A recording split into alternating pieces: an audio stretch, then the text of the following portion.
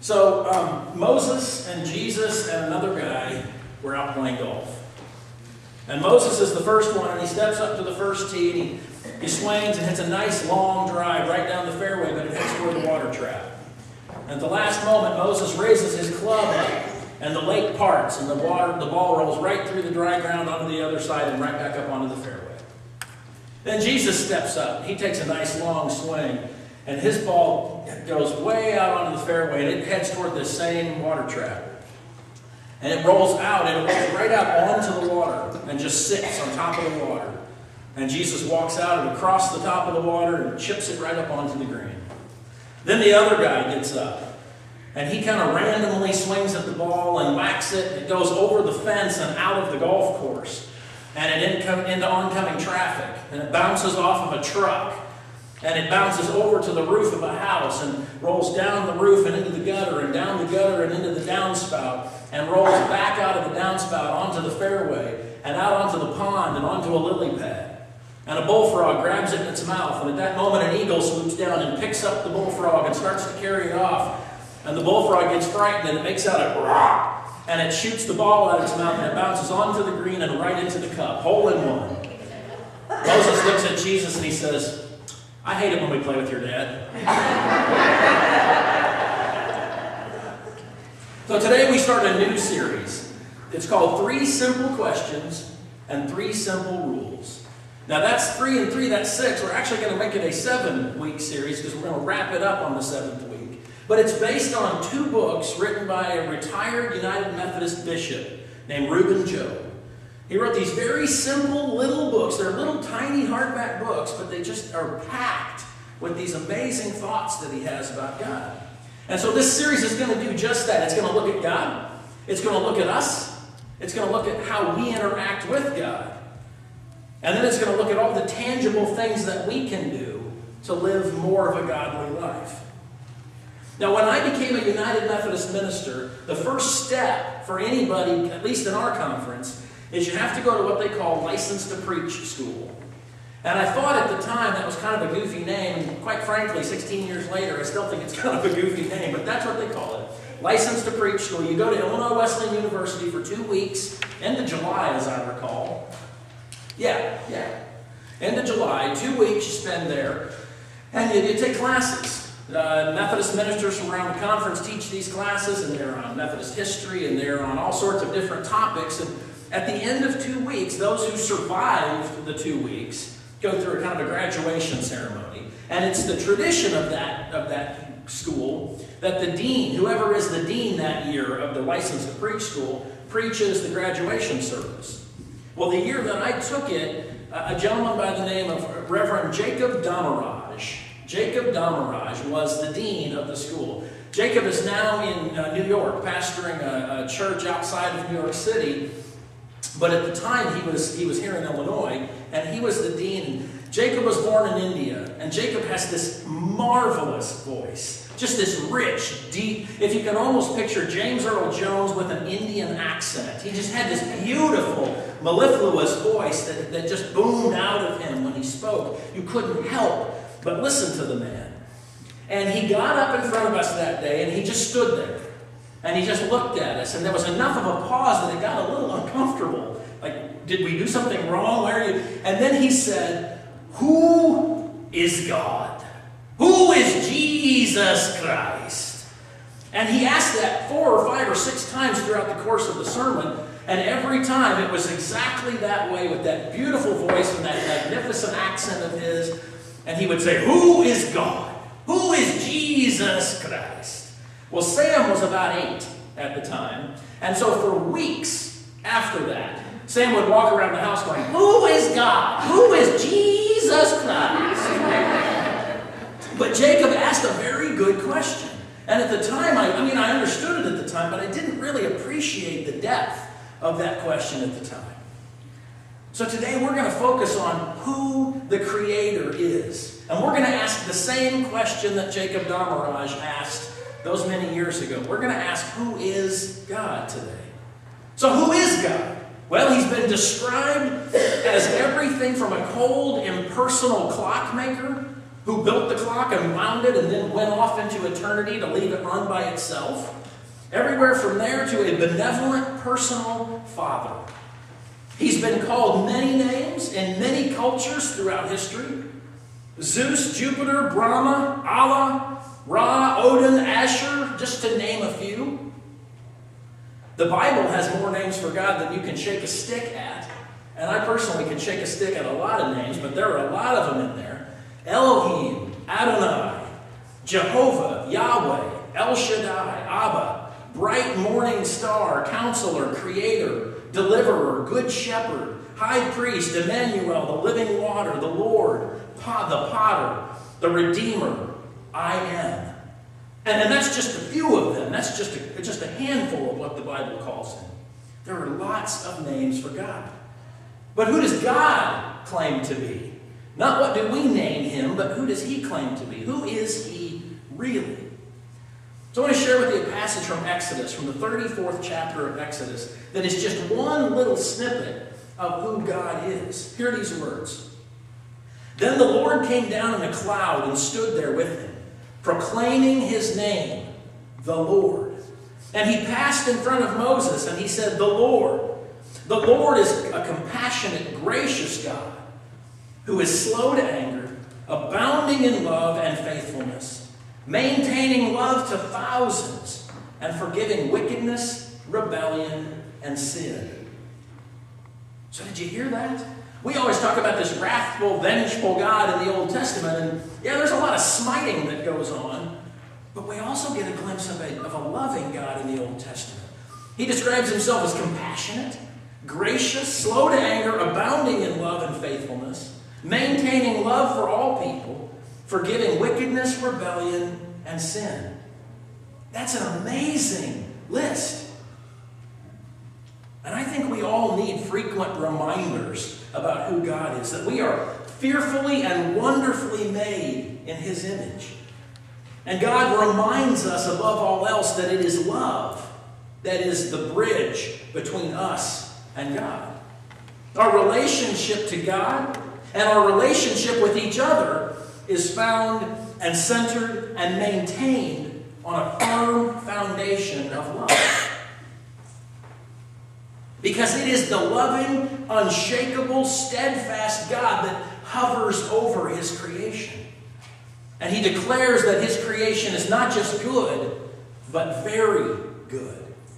And it is that very same God that calls us to come to him and to dwell in his presence. It seems to me that we desperately need and we should earnestly yearn for God's love, to heal our brokenness, to mend our relationships, and to sustain us day in and day out, to be the light that shines on our path as we go forward to seek peace for ourselves and those people who are dear to us. Yesterday, I quoted this passage in Margaret Martin's funeral. And I said the book of Revelation doesn't get a lot of work because people see it as frightening and hard to understand. And so it hardly ever gets quoted. And yet I found these words very comforting yesterday, and thinking about them, I think they have a lot to say to us today about who God is. Hear these words from the 21st chapter of the book of Revelation. Then I saw a new heaven and a new earth, for the first heaven and the first earth had passed away, and the sea was no more. And then I saw the holy city, the new Jerusalem, coming down out of heaven from God, prepared as a bride adorned for her husband. And I heard a loud voice from the throne saying, "See, the home of God is now among mortals, and he will dwell with them, and they will be his people, and God himself will be with them. And he will be their God, and he will wipe every tear from their eye. And there will be no more death, and no more mourning, or crying, or pain, because the old things have passed away." You see, our God is a God of comfort, and our God is a God of love. A man's out walking, and he walks across a bridge. And he gets about halfway across, and he finds another man standing up on the ledge of the bridge, about to jump. And he says, "Stop, don't do it." The man says, "Why? Why shouldn't I?" He says, "Well, you have so much to live for." What? What do I have to live for? He says, well, are you religious or are you atheist? Well, I'm religious. Me too, he says. Well, are you Christian or are you Buddhist? Well, I'm Christian. Me too. Are you Catholic or Protestant? Well, I'm Protestant. Me too. Are you Methodist or are you Baptist? I'm Baptist. Me too. Are you Baptist Church of God or Baptist Church of the Lord? Well, I'm Baptist Church of God. Me too. Are you the original Baptist Church of God or are you the Reformed Baptist Church of God? Well, I'm Reformed. Me too. He says, are you Reformed Baptist Church of God, Reformation of 1879? Or are you Reformed Baptist Church of God, Reformation of 1915? He says, well, 1915. Man says, die, heretical scum, and shoved him off the bridge. You see, God can't be defined by denominational creeds and credos. That's not how God is defined. We try, but that's just not how he is defined. In 1973, there were 18 prominent theologians who represented 9 different denominations. And they got together and they made a theological affirmation calling for the recovery of the power of God. They felt that people had simply made God too small and too limited, too confined, and frankly too human anymore. And maybe they were right. There's a guy named J.B. Phillips who wrote a book called Your God is Too Small. And he says, I fear that we've all been guilty one time or another of being too content with our God that's simply too small to be of any real consequence. You see, we're often just too comfortable with a God that belongs to us instead of a God that's too great to belong to anyone or anything. I think far too often we're content with a God who will simply slap a Band-Aid on our wounded soul rather than actually forgive our sins and take them as far away from us as the East is from the West. I think far too often we are content to follow a lowercase g God of our own creation rather than following capital G God, who is revealed to us in Scripture and who is found in prayer. Because sometimes we name God out loud with our words. Sometimes we do that. But sometimes we don't. We just simply remain silent. But either way, each of us always names our understanding of God by our actions, by how we choose to live our lives. We clearly name who we think God is by how we live our lives. Because we all live according to some overriding principle that we have adopted as our unique way of doing things.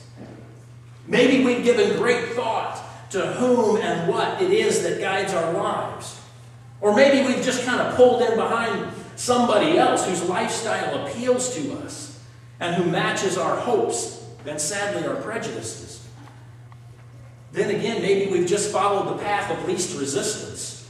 We've drifted aimlessly into where we find our present circumstances. But regardless of how we got where we are, none of us can escape the pertinent question that Jacob Damaraj lifted up, which is, who is God? We just can't escape that. Because all of us, in the end, will bear witness to the God or God, capital G or lowercase g, that we serve through the way we live our lives. But despite this tendency occasionally to worship lesser gods, lowercase g, Christians are called to follow a very specific God, one who is embodied in the person of Jesus Christ. Because it is in this person of Jesus Christ that we as Christians get our sharpest image, our clearest picture of who God is and what God does. The God that Jesus reveals to us shatters all of our small ideas about God. And instead it reveals a God who is the author and the creator of absolutely everything. Our God does the unexpected and the unpredictable. Our God offers a bold, radical truth that causes us to tremble in awe and to cry out for help as we try and practice the faithful way of living that He so splendidly demonstrates for us. Our God is not swayed by popular opinion or by wild adulation. He is not controlled by ideology or philosophy or force or power. In the book of 1 John in the New Testament, in the 4th chapter, it says these words about God.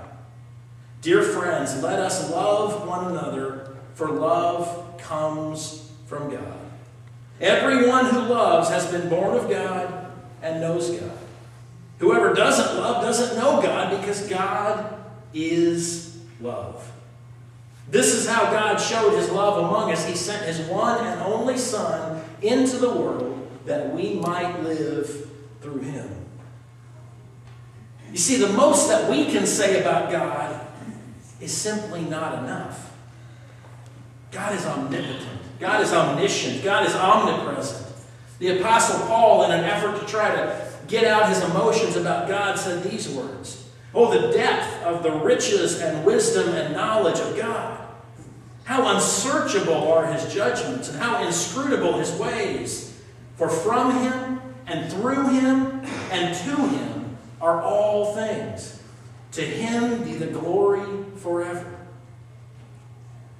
We've heard earlier today that today is Epiphany Sunday. Friday was technically Epiphany, the 6th of January. And Epiphany is that day when we recognize the spreading of the good news of Jesus Christ to the Gentiles through the people of the wise men.